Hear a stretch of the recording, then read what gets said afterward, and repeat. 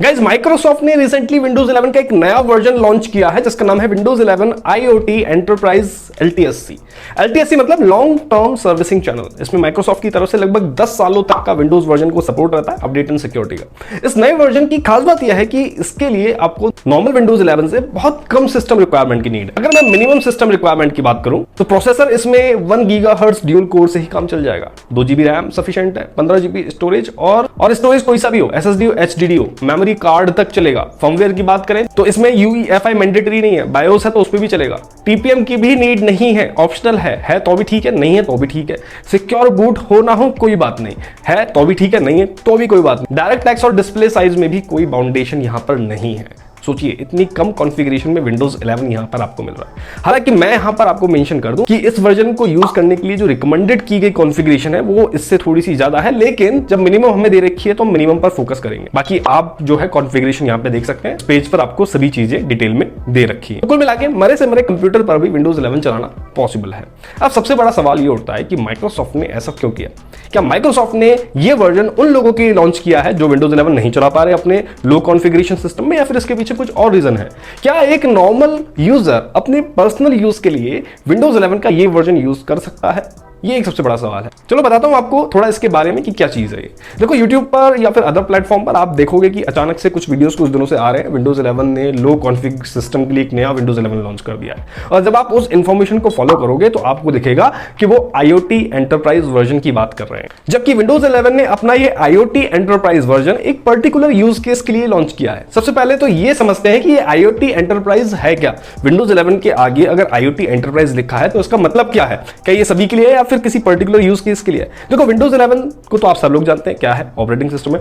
IoT मतलब internet of things. देखो IoT एक ऐसी टेक्नोलॉजी है जिसमें फिजिकल ऑब्जेक्ट मतलब कोई भी मशीन या फिर डिवाइस को सेंसर्स और सॉफ्टवेयर के साथ इंटीग्रेट करके उन्हें इंटरनेट से कनेक्ट कर दिया जाता है, जिससे वो उस मशीन या फिर डिवाइस से डेटा को कलेक्ट या फिर शेयर कर सके, साथ ही उन्हें कंट्रोल भी किया जा सके। और अगर एंटरप्राइज की हम बात करें तो ये एक ऐसा एडिशन या फिर वर्जन होगा जिसे बिजनेस या फिर ऑर्गेनाइजेशन के लिए डिजाइन किया गया है, जिसमें कुछ ऐसे फीचर और सिक्योरिटी फीचर्स दिए जाते हैं जो कंज्यूमर डिवाइस वाले सिस्टम या फिर कंज्यूमर डिवाइस वाले नॉर्मल विंडोज 11 वर्जन से अलग होते हैं। कुल मिलाकर जैसा कि विंडोज 11 IoT एंटरप्राइज को एक fixed solution special purpose devices के लिए लॉन्च किया गया है, जिसका यूज बिजनेस या फिर ऑर्गेनाइजेशन अपने स्पेशल यूज केस के लिए ले सकते हैं। अब जरा आप अपना माइंड लगाओ और मुझे कमेंट करके जरूर बताना कि ऐसी कौन कौन सी डिवाइसेस हो सकती है जहां IoT एंटरप्राइज वर्जन का यूज किया जा सकता है। कुछ मैं आपको बता देता हूं एग्जांपल के तौर पे, 2-3 डिवाइस आप मुझे कमेंट करके बताना।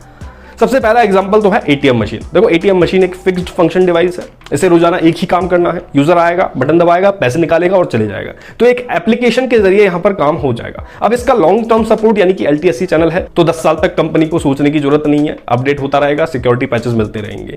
ज्यादा हार्डवेयर रिक्वायरमेंट की जरूरत इसलिए नहीं है क्योंकि रोजाना इसको एक ही टास्क करना है, इसमें कोई अदर टास्क नहीं करना है, इसलिए लोएस्ट सिस्टम कॉन्फ़िगरेशन पर यह काम कर जाएगा। और विंडोज 11 IoT एंटरप्राइज इस काम के लिए बेस्ट है।